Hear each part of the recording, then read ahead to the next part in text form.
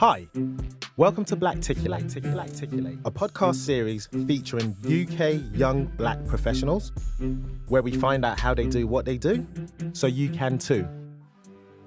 Or not. After all, it is your life.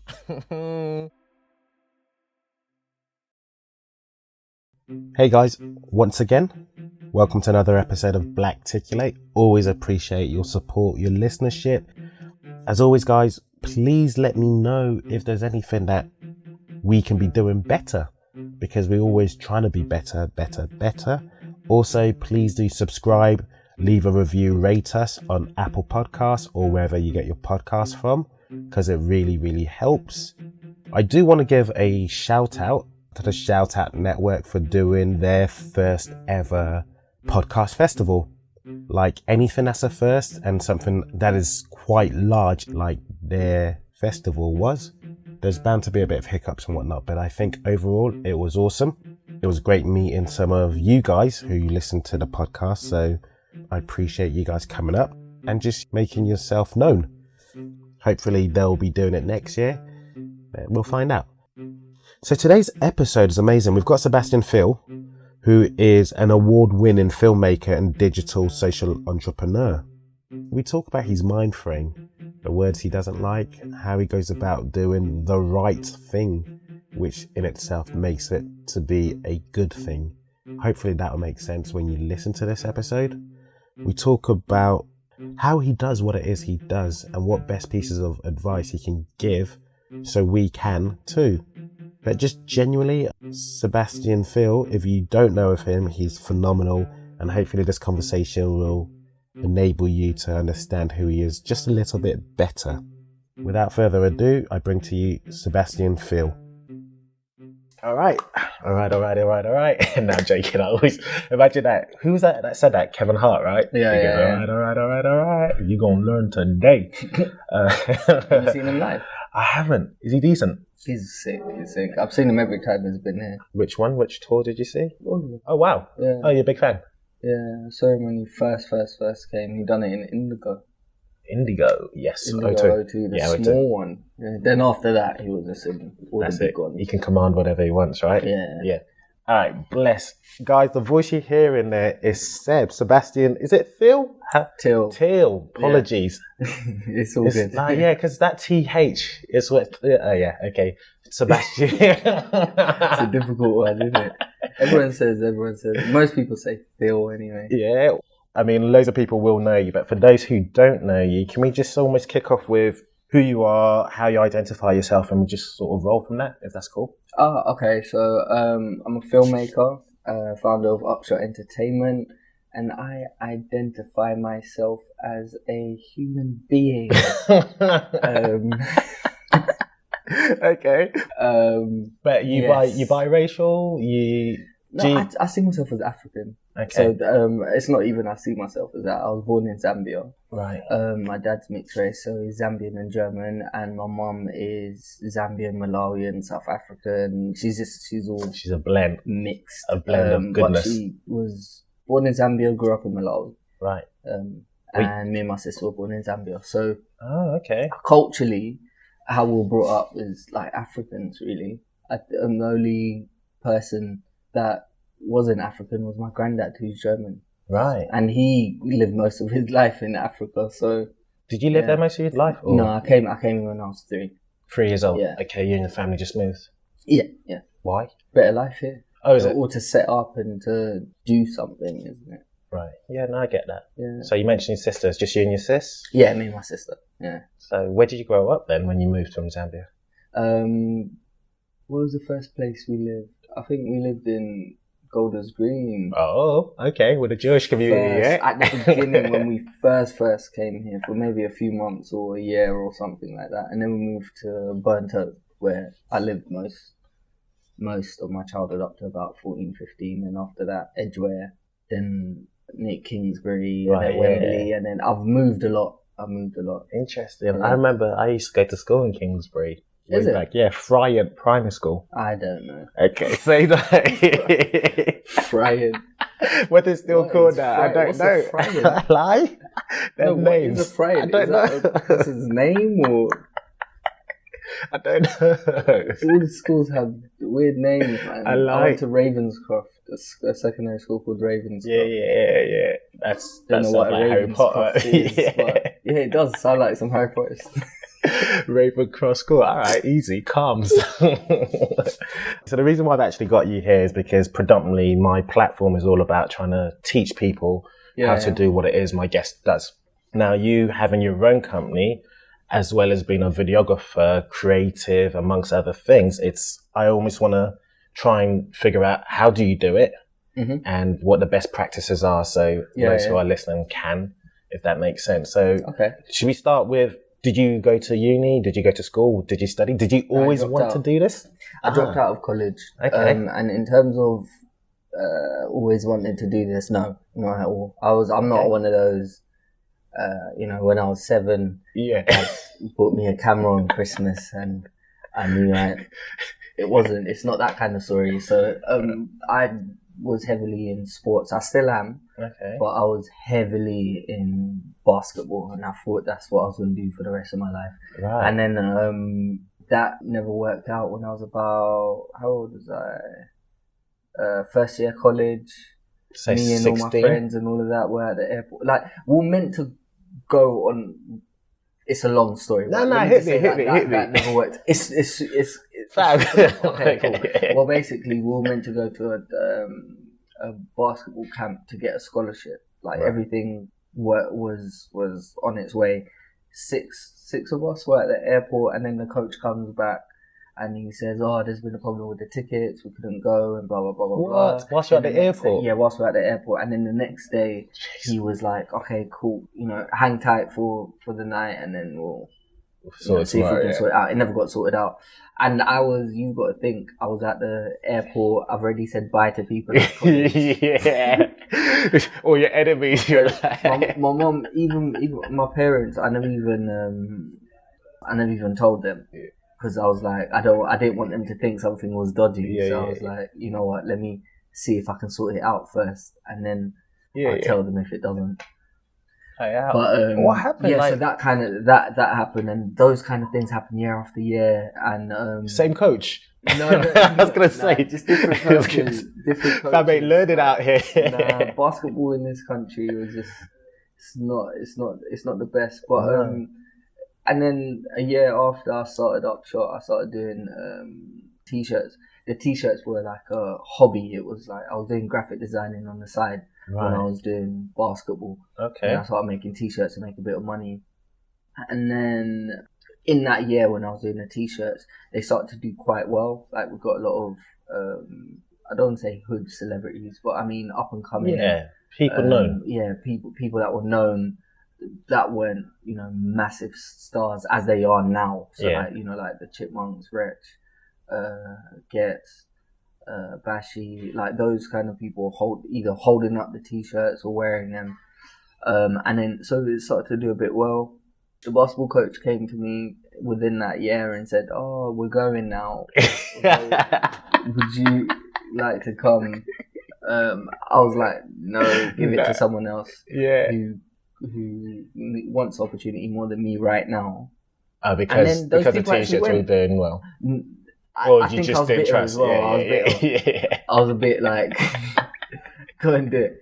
And then they actually went. Like, people went. So I was like, what? Okay, it's real now. So anyway, so from that journey, I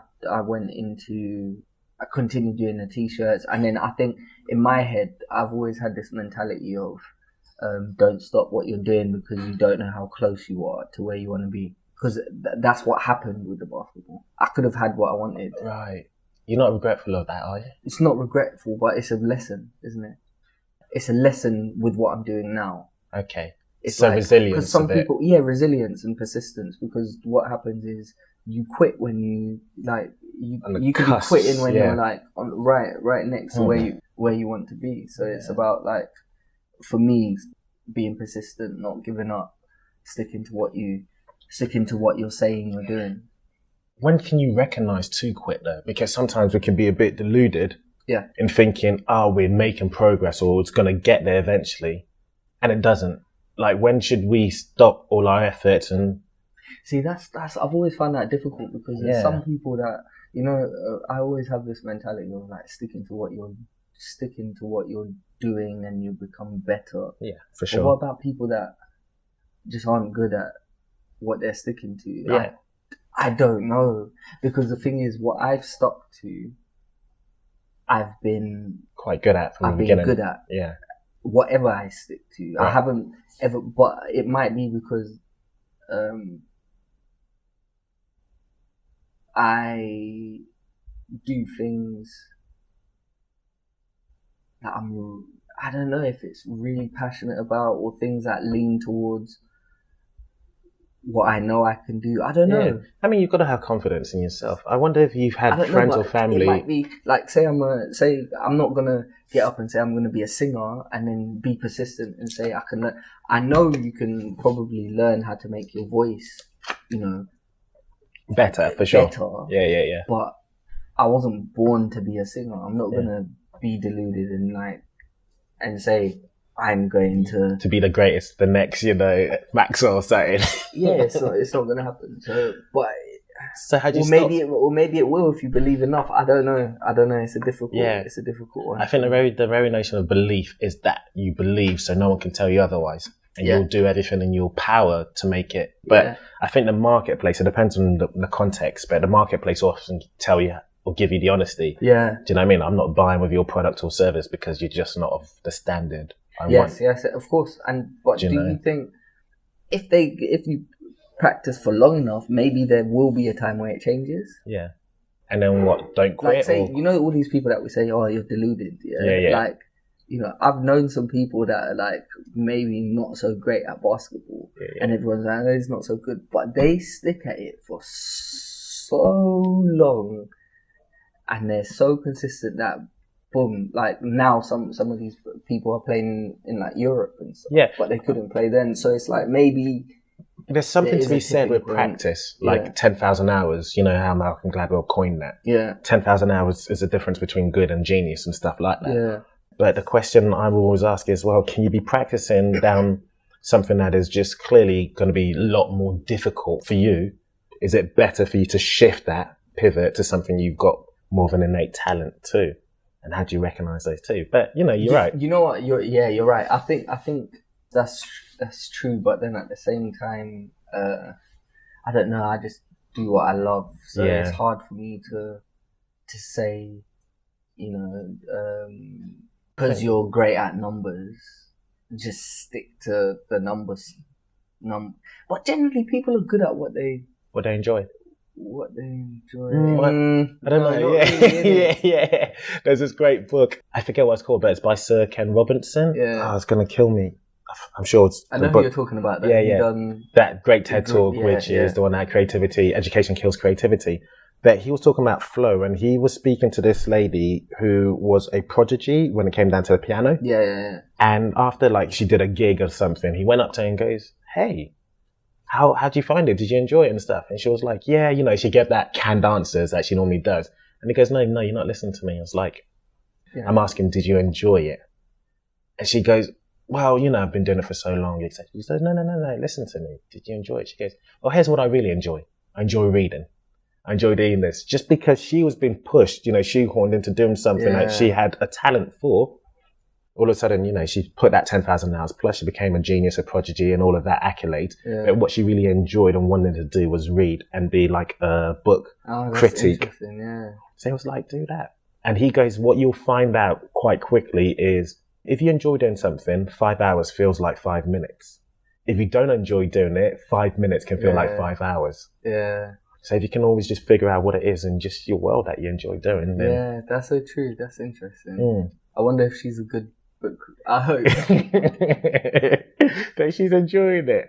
Okay, so let's, you said you dropped out of college. That's where we left you. Yeah. How's that conversation with the family?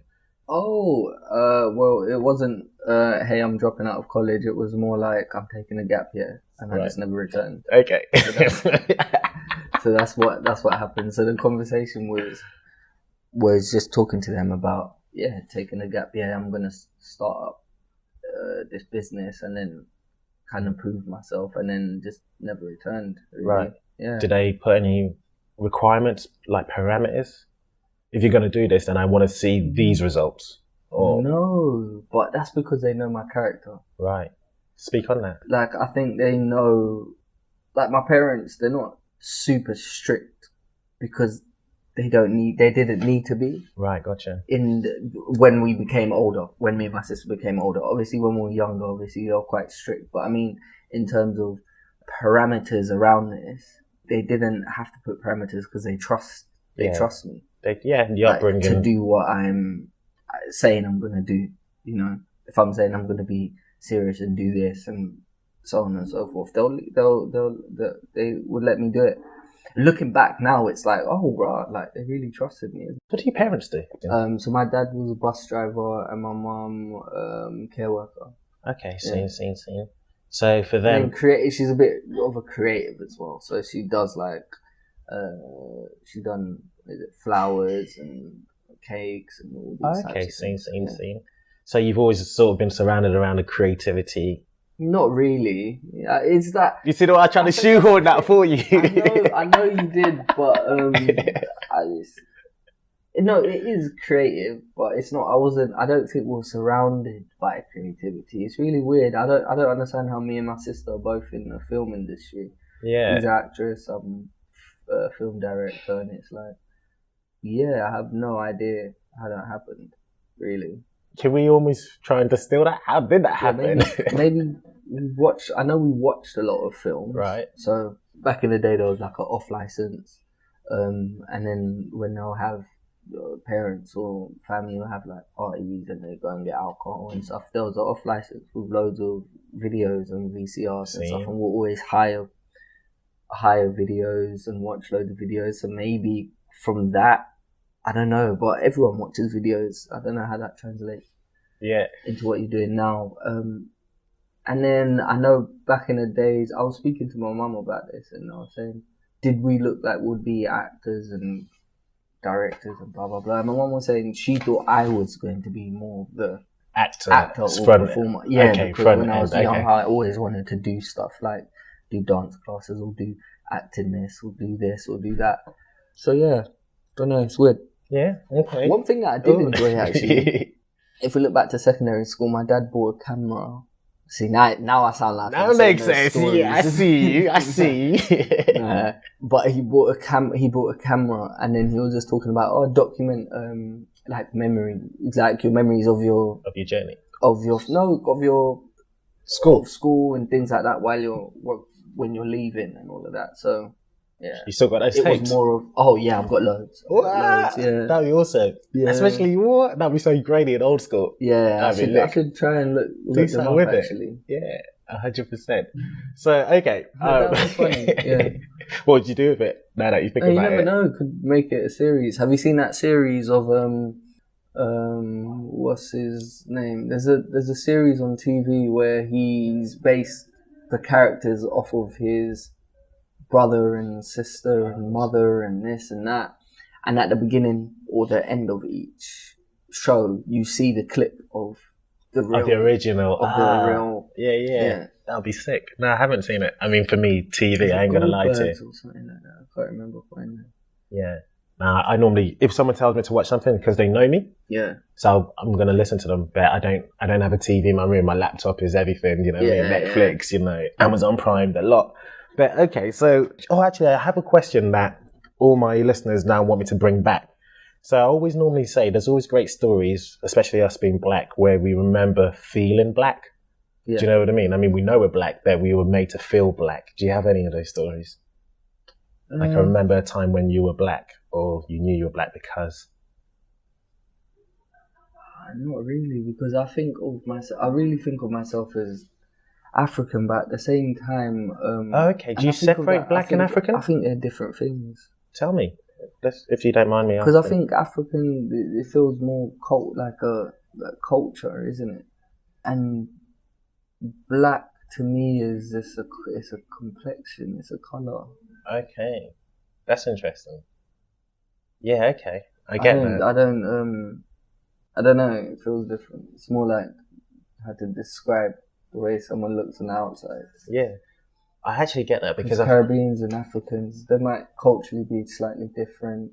And then black, what's black? It's like a blanket of everyone that is darkest pigmentation. No, I think Dr. Uma Johnson actually said that recently on the not Brilliant Idiots. Did he? Ooh. Not Brilliant Idiots. He went on Brilliant Idiots. He was on Breakfast Club. Yeah. And he was going, basically, he has a movement called Africanist or something like that. Yeah. And they changed it, or the people who were talking about his movement were talking and saying black Americans. And he was like, no, we all derive and we all come from Africa. So the fact that they've even segregated or separated black and African makes it feel like I can be black American, but at least I'm not African. As if there's still levels of hierarchy within that. Yeah, of course. I've never thought of it like that. Which I thought, that's where you might have not taken from there, but that's where you were coming from. Yeah, no, that's interesting. I've never thought of it like that. But because you do get that even here, I'm black British, and then you get people when we're being racist to our own selves, if we can even say that, right? It's like, oh, you go back to your country, this and the other. Like, wait a minute. Yeah. Wait a minute. Do they write British Chinese? Do people write that? I don't know. That's a good point. Not. I've never seen that shit. I haven't seen that on the phone either. Have you seen that on the phone? No. Have you seen Indian? No. British Indian? I've seen British Asian. Oh, is it? Yeah. I haven't seen British Chinese. Oh, okay. But is Asian then, does that encompass? I think it's like another blanket for everyone else. I don't know.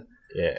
It's but you never had a feeling. I get for people that have lived that have been brought up here and their parents are from here. Maybe that's why they feel black British and they don't feel African. But for me, it's African. But in terms of like feeling black, I think you can't not feel like that, right. Especially in a place like London. Yeah.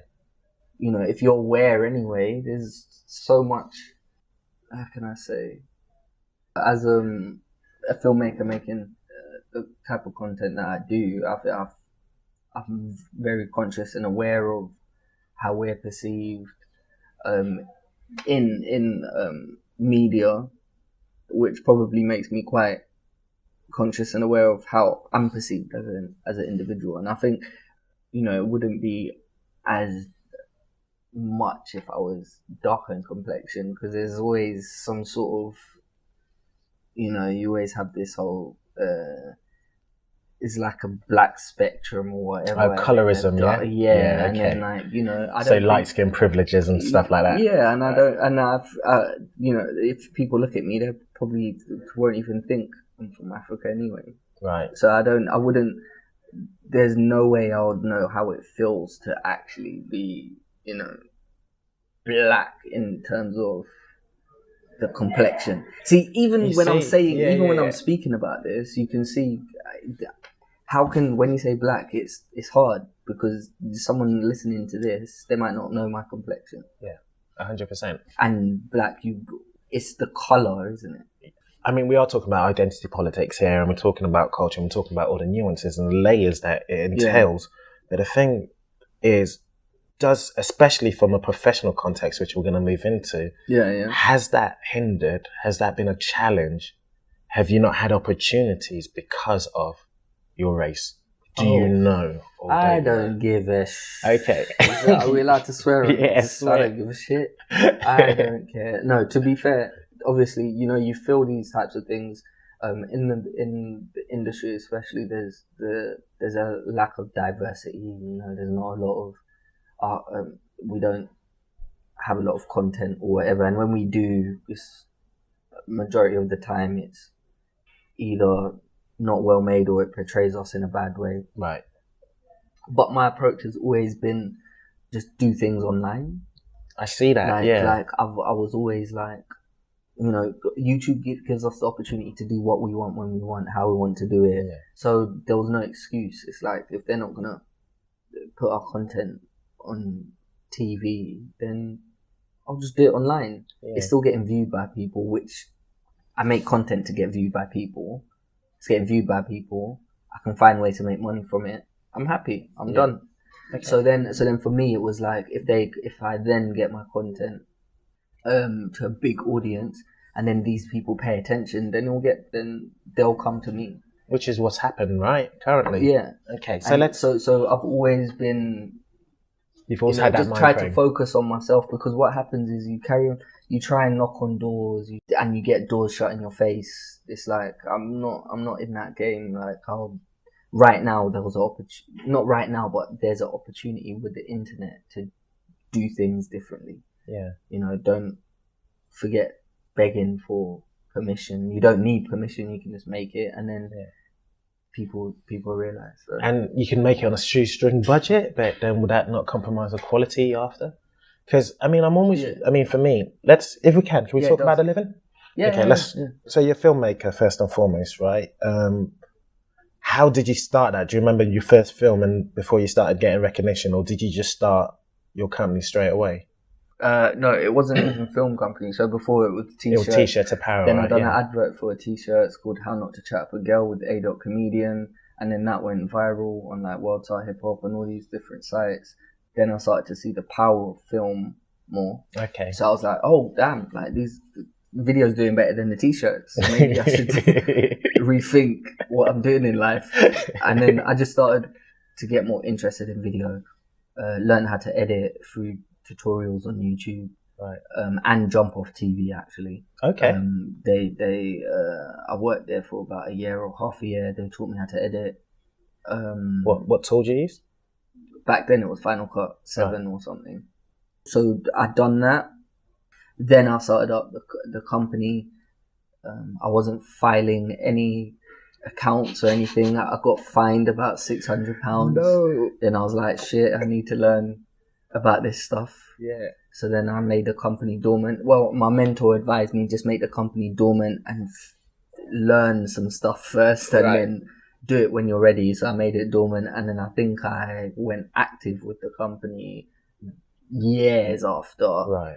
I was working as a freelancer. So everything I was doing within UpShot, I was working as a freelancer. Then I made the company active. Right. When I knew what I was doing.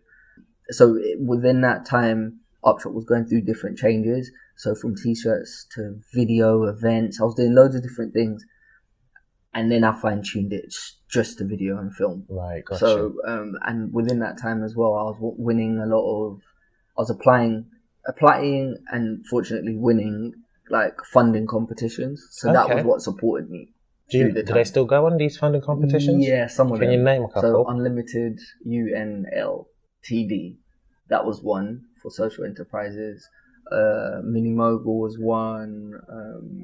Unlimited I won twice actually, because they had different awards. Different categories. Yeah. And then I went to the School of Social Entrepreneurs. So there was a school that I went to. It's not like a uni or anything like that. It's like I don't know how you would describe it. It's like supplementary, like ones when open uni kind of, where you can go whenever? It's not a uni, but it's like an independent type of school. Right, I don't know what I would call it, but it's called the School of Social Entrepreneurs. I went there for about a year, and you go on this course of how to, be a social entrepreneur. Okay. And they so you learn all about, the business element of it, accounts, how to set up companies and stuff, social impact, how to measure it and stuff. And then they bring, which was my favorite part of the classes, is that they bring social entrepreneurs in to talk to you. They were called witness sessions, and they've done it in such a amazing way. Like, it wasn't formal. It was literally these people delving into their lives, like the core of their lives. So like how they dealt with their partners whilst they were setting up their businesses, and how they were, those little details that mean so much more than just the stuff you can find on the internet. Yeah. And one thing they taught us as well is, when these people are here, don't ask questions you can Google. Yeah. You see it all the time. So I'm quite interested. Really good experience. How do you measure social impact? So it's like little things. So for example, if you're, I don't know, you might, it depends what the business is, but it might be like if you're selling soap, and every soap you sell, X amount goes to feed. Like this child, and then you've got, 300 children have been helped through this process, and then blah blah blah, and there might be other layers and layers and layers, but it's that kind of thing. Yeah, I'm with you. With mine, it was much harder because it's video and film. So I basically look at my experience with SSE as, you know, the training, the layer that just made me more socially aware. Right. Do you do any within my content? I was always socially aware, but I mean, it helped me think of how to incorporate that within the business as well. You know, so for example, if you're, you know, this might be, if I had, you know, when UpShot gets like a big level of, you know, a big production company, it might be, you know, we do workshops within schools every month, or it might be that we have something in our company where it says, you know, we have to have, you know, 20 young people on set, or, you know, like just incorporating things like that and just being aware of that. Right, I'm with you. And making sure that's embedded in what we do. And that was that from the jump that you wanted, once you started and you cemented, you know what, we're just going to do video and film? Yeah. That was your social imprint moving forward? Or? Now, I think everything I've wanted to do is, I don't know where this has come from as well, but I mean, everything I've wanted to do has had to have some sort of substance in it. Yeah. I can't just do surface stuff. It's just, I feel like it's a waste of time. How much? No, 100%. But it's not as well, because, you know, sometimes people just want to be free and just enjoy life. But I mean, I feel like it's a waste of time for me. For you, yeah, no, I'm with you. Of course, I mean, it's all your personal experience. So what's the typical way in then to the film and vid industry? Because your route isn't, is it? It's not really the typical way, no. Because I had done stuff online, then got noticed by Big Talk. Big Talk pitched to BBC, and then BBC picked it up. And then I secured my agent, which is like it's all the wrong way around. Okay, what's the usual one? I think usually, you know, people would secure an agent first. It's kind of like chicken and egg. You would do maybe do a really good short film in a short film festival, and then an agent would see it and say, I want to represent you. And then the agent will send your work to production companies. Then production companies would be like, oh, he's good. And then, you know, but I cut that. I went a different route because I went straight online. Yeah. I think a lot of people do that now. Like, you know, Michaela Cole. She done it like that, I think. Like, but theatre-wise. Oh, okay. She done the theatre off her own back. So you can go that route as well, through theatre. So for those who are listening, it's your advice basically from a professional context. It's just, you don't need permission. Whatever you want to create, not anymore, create and upload it. And if you get the viewership, then the likelihood is the big corporations will start knocking. Yeah, and you don't even need sometimes you don't need the viewership. You just need the talent, and just to show your talent. Because if you look at all the stuff I created, one of the shows with the least amount of views is the one that got picked up. Right. So just a couple is the one that isn't, like, in terms of on our channel, it wasn't like the most viral show. We had other shows that were like way more viral, and like, so that's where what we done. So okay, so I see your trajectory, and please correct me if I've got wrong here. You started off, obviously you came from Zambia with your parents, and then throughout for you had your eye on the prize, which was the NBA potentially, but then because of some madness of your coach. Yeah, not coming to fruition with what you promised. You know, you started doing apparel because you're doing some graphic design, and you're enjoying it. And at the time, you were being seen and giving it to, I guess, celebs, but within the hyper local community. Right. Yeah, at the time. Yeah. And then one of the individuals was A-Dot Comedian. Yeah, right? yeah. And then you did a video for that, for the apparel mainly, right? But it went viral. Yeah. And then you're like, wait a minute, this thing's all right. This thing we call filming, video. And then since then, you've been in that industry, haven't you? Just creating content with hopefully trying to make sure you have some social impact and just how we perceived in a positive light. Yes, that is perfect and concise. I could have said it as short as that, and then you would have had to listen to me talk for like No, I listen, and I'm really grateful. I'm really grateful for your time. And from an advice perspective, for those who are listening, you just like, listen, even if you don't necessarily have to scale the listenership, right? Just do it. Yeah. And how to do it. I mean, what sort of equipment and tools do they need to start up? What specifically within film? Yeah. Specifically within film is just, I think it depends on your level. I hate making excuses, because if I tell you you need this kind of camera, someone's not gonna. There's someone out there that I know is not gonna start until they have that kind of camera. Yeah, I hear you. Or this kind of thing, or like, it's never gonna be perfect. Just start with the resources you have. Whatever money you can rustle up to do something, rustle it up. If you can't get money, do it with your phone. Like, look at your look at what you can do, and then do that to your best ability. That's what I would say, because you can, if you can't get no money but you have a phone, then do it on your phone. If you can get some money, hire some kit.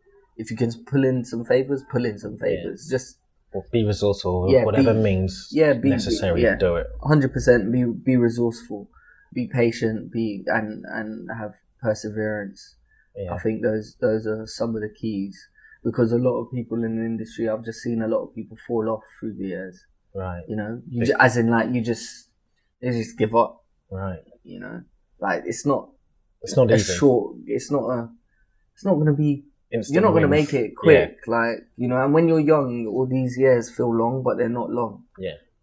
Like, I remember when I was maybe about 22, and I had people around me that were the same age saying, "I've been doing this for long, man. I should have made it by now." And it's like, looking back now, I'm like, shit.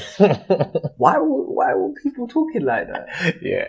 Like, nothing's owed to you. Like, 22, you get the occasional people that like blow young, or like blow after a year, or blow quickly. Yeah. And most of the time, those people don't last. Okay. Most of the time. Why is that? Because you don't know how to handle it. You haven't worked for it. Okay. You don't appreciate it. Okay. But then you see people that have worked for it, and I think they last. They have more of a strong head. Yeah. It's my opinion. But I think you see it in people maybe someone like Kevin Hart's a perfect example for that. Yeah. That work ethic. And then, you just see right now it's consistent. You never know what could happen, but I mean, he's just consistently working hard because he knows where he's came from. Yeah. But I mean, I just think you do appreciate it. And I think if I had my break with BBC Three earlier when I was younger, I don't think, I just think it's a better thing that it's happened now. Right, gotcha. Okay, got more level head, where you've come and... more of a level head, a little bit more experience. I still, need more experience, but I mean, I've gone through the process, I've done it at the right age. Yeah. It hasn't come too quick where you never know, you might just change your character or something like that. It's just, I think it's happened at a time where I can appreciate it. It's just nice, and a bit more. And plus, the fact that you're making a name for yourself. I want to actually get to, how did that come about then, this BBC? They came to you because they saw your work on YouTube. Because, I think, TikTok, I think what I want to almost get at from my listeners' perspective, I hope anyway, is that, okay, cool, Seb, I get that. I'm resourceful. I'm doing everything that, you've advised, yes, using my phone, whatever equipment I have, I've edited it, I put it on YouTube. Patience is what you advise next. Patience, how do they commercialize, how to promote? Okay. If anything. I've had so I can only share what I do. Of course. Because I can't, for me, everyone's journey is completely, it's individual, it's completely different. You can't just copy and paste what someone else is doing for yourself. It won't work. Yeah. But for me, what I've done, I've taken a lot of risks. I wasn't afraid to take out loans and borrow money and do this and do that to make stuff happen and then pay it back without even knowing how I'm going to pay it back. Right. Because I believe in something. That's something I would do. So to make stuff, I've taken a lot of risks, borrowed a lot of money, done blindly, not knowing how it's going to pay off, but knowing how it's going to pay off, if that makes sense. Believing so yourself. Just believing that it will pay off. Calculated risks though, not anything stupid where I'm like never going to be able to pay the money back. So we'll do that, and then at the same time have a level of like I've tried to plan things, you know, try and do things in a way where, you know, if you're trying to get noticed, you've got to make content that will get noticed. How do you make content that will get noticed? Just look, maybe I never done this, but you can study what other people are, what stuff's going viral, or trends, or attach talent to it, or so basically use a level of intelligence or research or effort. I don't think some people put effort into it. So you just carry on creating stuff and then put it up.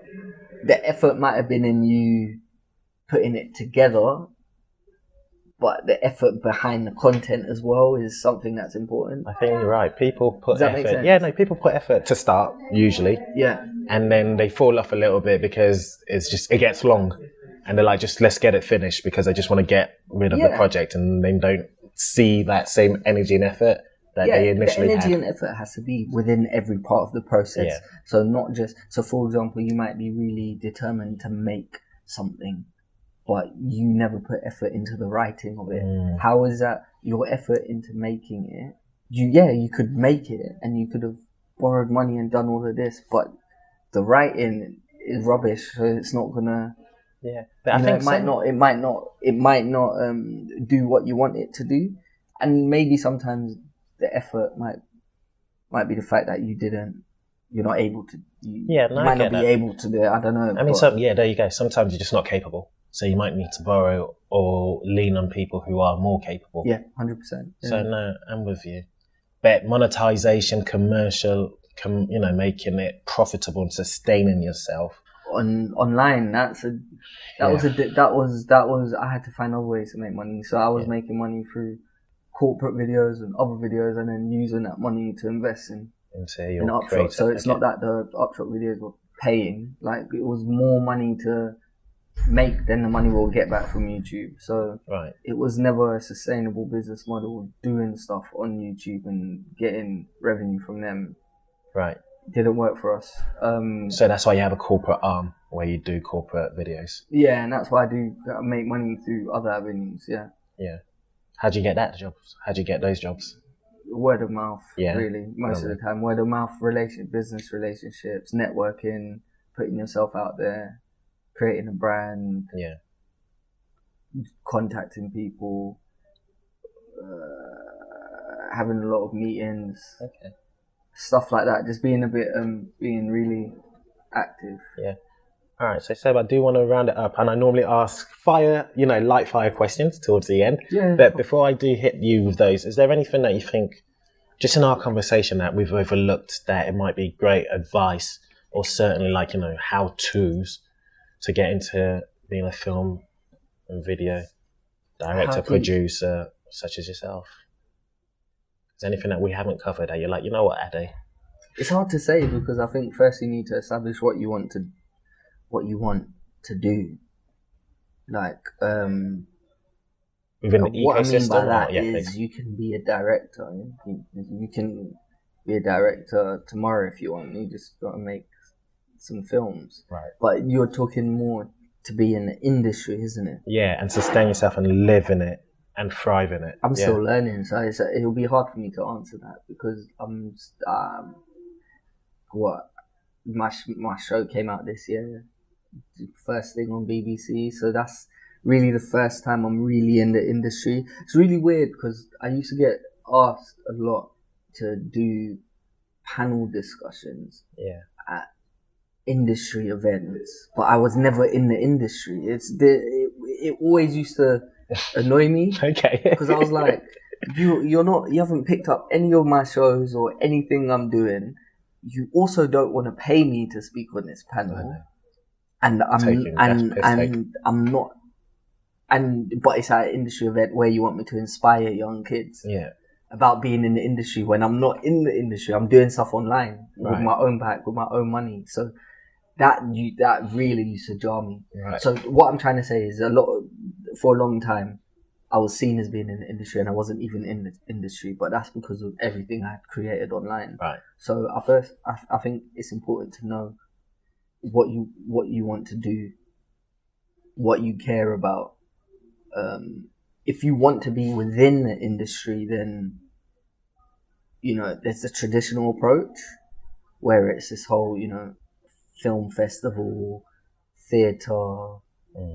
Writing for them, or shooting stuff and submitting it to that, and then maybe getting an agent, and then your agent getting you work, and then that traditional approach, for example, networking and all of that. Or just take advantage of the online world, do something, do it dope, see what happens. Sure, yeah. You never know how things will turn out for you, but I think good work always rises to the top. So, you'll go in the unorthodox or the online route could open up better doors or more doors for you. I think it's starting to become almost a typical route now, isn't it, going online?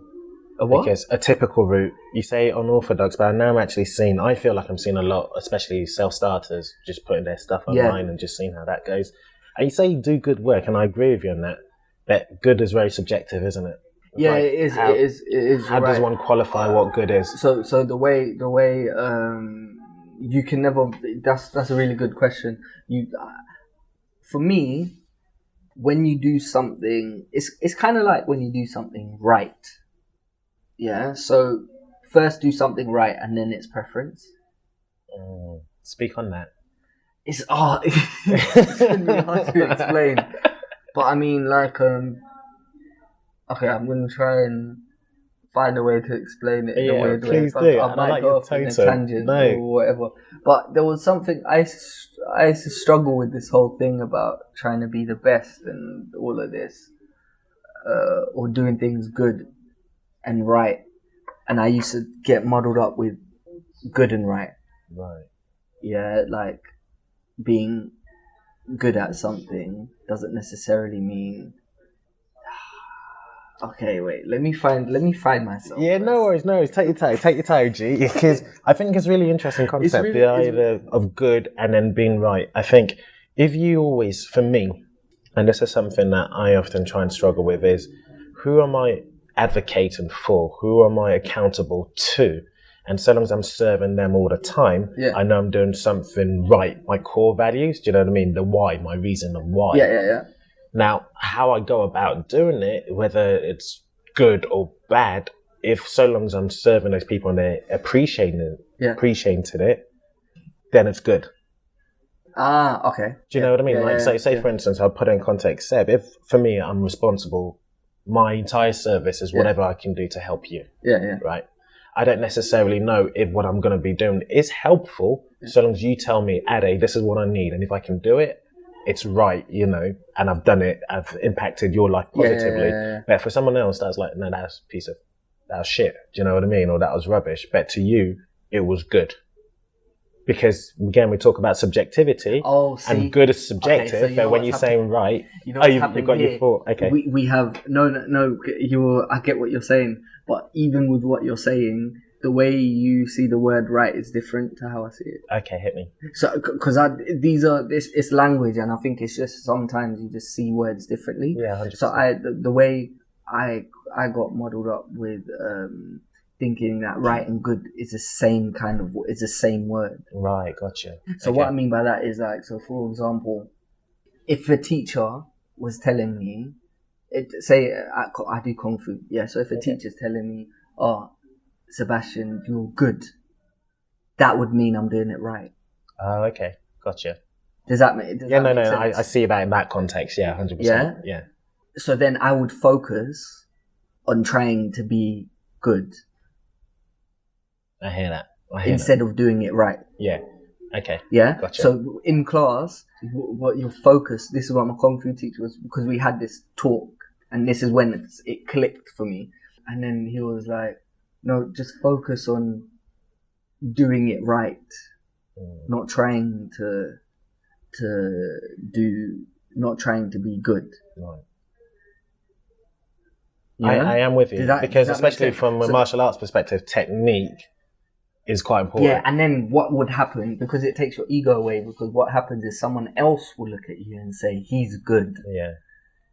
instead of you trying to be good. Yeah, no, I hear that. Yeah, so what that made me think of, or what put that me on a path of, is like coming to the realization of trying to do my best instead of being the best. Yeah, I think, You know?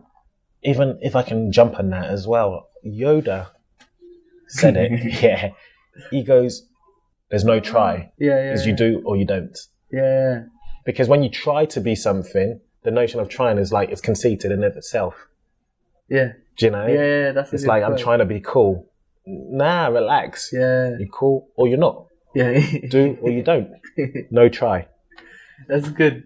So I think I get what you mean in regards to that context. So I think what your question was, how do you know in Yeah, because you're saying just when do something- good. Yeah, so to now kind of bring that full circle is, so how do you know when your work's good? Yeah, Don't focus on that. That's what it is. precisely. It's do your best work. Yeah, Just and your best work is with you doing things right, and you doing things, putting effort into it. You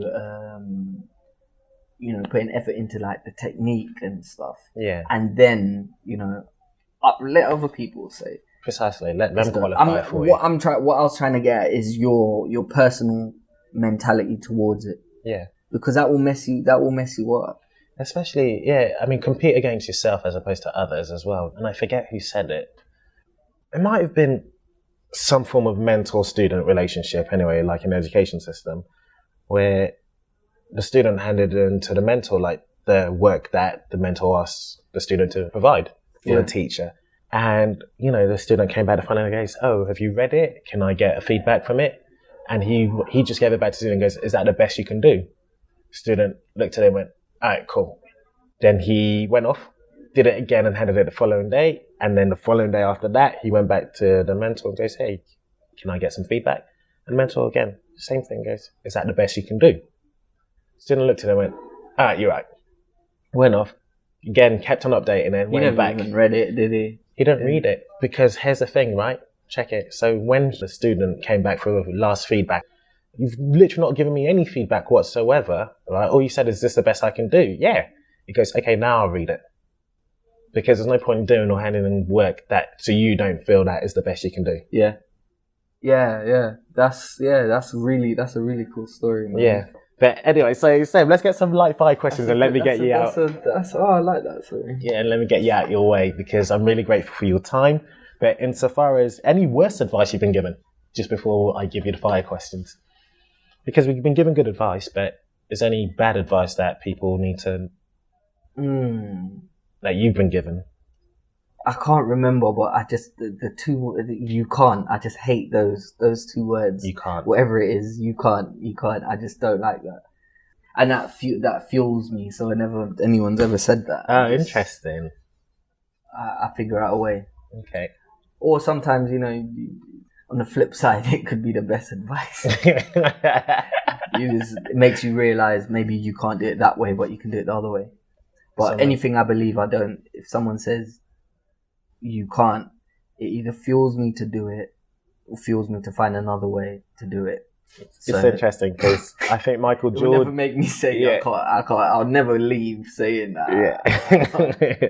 Is it Michael Jackson, not Michael Jackson, Michael Jordan, renowned for being the most bitter NBA player? I think he's got. I don't know if it's bitter, but it might be. Yeah, because he remembers Got a bit of every single reputation, person that said he couldn't do something. And whenever he got I his remember rings, that, yeah. he will say all the names. He goes, this is for this, that. Wow. Yeah. Okay, so quick fire questions. You ready? Yeah, man. Sir, if you can give a TED talk about anything other than your profession, what would it be? I actually done a TED talk, You did. But it was about your profession. Yeah. Shabba. Okay. Oh, this is really difficult. my life is revolved around my profession, and I don't feel I know anything. I don't know anything well enough to talk about it. Well, I could research into it. So if I knew enough about meditation and Shaolin, I would love to do that. Okay. Or relationships would be quite cool. Something within relationships and how people communicate with each other.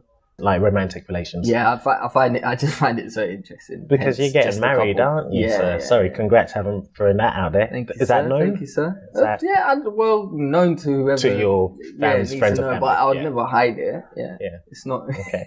No. Did you see that J. Cole interview when he got? What happened? What? Oh no! Someone hotted Ryan Coogler. How do you say his name? But that director was on stage and said something about J. Cole getting married or at the wedding or something like that, and J. Cole just went, he just got nervous because it was like my fan base. He got thrown into it. Yeah. He didn't know that's but anyway. Yeah. See. So I'm not trying to do a J. Cole. Yeah, no, because that's how we bumped into each other. Because you were getting, might as well shout out credit where credit due. I go chop. Yeah. You're getting them to the UK tour and that. Yeah. So yeah, Toby, if you're listening, I've been trying to get him on the podcast. Toby. Yeah, Toby. So what would you spend your last £5 on? Last £5 for what? Ever? That's all you have. You're broke as your last £5. Oh. Okay, is it I have to buy something or I could invest in something? Whatever, it's open. What would you spend it on? I don't know. I'd have to invest in something. I'd have to find something to invest on. If I couldn't invest in something, that's a hard question, man. What type of answers do people give to that? I had the last one was Jammy Dodgers. Really? Because that got him throughout like some tough times. That is actually making me like. Someone else said a JD and Coke. I was like, I don't drink alcohol. For me, because you know what it makes me think of? It makes me think of being broke after. So I can't think of being broke after. I have to think about how to flip that £5 into something else. So whatever I need to do to. Someone said, or is it a domain name? Some great answers to that. That's so curious. £5. You don't want to be broke afterwards, so it's something to invest in. Oh, man, it's actually making me think because I can't come up with an answer. I don't want to commit to an answer. That's all good. Shall I move on? I'll give you another one then. I feel really bad though for anyone listening because this will be so annoying. Nah, it's all blessed. I'll edit that out. Yeah, edit it. Yeah, no. So what's? Oh shit! That's a good question. I'm gonna actually think of it after. Okay, then send it to me if you want via email or something, and I'll just say post it. By the way, Seb came back and he said this. 2 more questions, which is a little bit heavier, but who springs to mind when I say the word success and why? It's a good question. Who sprung to mind? Seb. Oh yeah. No, it's a really good question. Who springs to mind? So, the first people that it's like a group of people that spring to mind. So it's my family spring to mind when I think of success. So being successful for them. Okay. So that's what comes to mind. Yeah. Cool. And how would you like to be remembered? I won't know though, so it doesn't matter. You won't know, but I mean, how would you like to be? Not saying that this is definitely how people will. I know, but I won't. I'll be dead, so it doesn't matter. Like after I'm dead, I can't. If I can peep and see how I'm remembered, that would be dope. But I think I would like to be remembered in a way that inspires people to do something. So I don't know exactly what that is, but I'd like to stand for someone that pushes people to be like the best version of themselves in some sort of way. So it might be through the content that I've produced or the way that I've lived my life. It should be to try and push things forward. That's someone who I want to leave a mark that makes people want to push themselves forward. I hear that, and I think you are doing that personally. Thank you. And I'm very grateful for your time. And so, how can people find you on the World Wide Web? And when we do find you, what do you want us to do? Do you need any help with anything? This is yours. Well, if anyone's got millions of pounds, send that to me. You never know. Doing this, That's true. You might as well see. That's the first key. You got to get every opportunity you can. Yeah. So you can find me on Twitter, Instagram, social media, as Sebastian Thiel or as It's UpShot, and then online it's upshot.com or sebastian-thiel.com. Guys, I'll always put that in the show notes, as you know. And when we do find you, you want millions of pounds? Yeah, no, I'm joking. Yeah, I'll just be. But when you do find me, just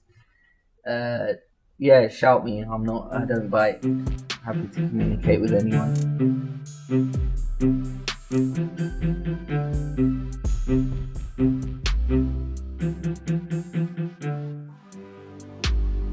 Hey guys, we really appreciate you listening, and if you have any feedback, please leave it in the comment section below.